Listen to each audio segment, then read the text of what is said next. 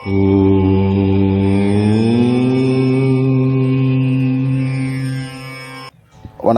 இன்று நாம் பார்த்து கொண்டிருப்பது ஆடாதொடை. இந்த ஆடாதொடை இலை இயற்கையாகவே இருமலை குணப்படுத்தும் ஒரு அற்புதமான ஒரு மருந்து.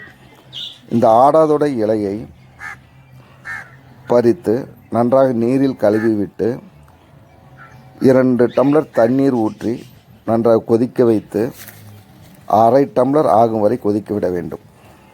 இந்த நீரை எடுத்து ஆற வைத்து அதில் 1 ஸ்பூன் தேனை கலந்து காலை மாலை 2 வேளை பருகி வந்தால் 2 நாட்களில் கபம் இறங்கிவிடும், இருமலும் குறைந்துவிடும்.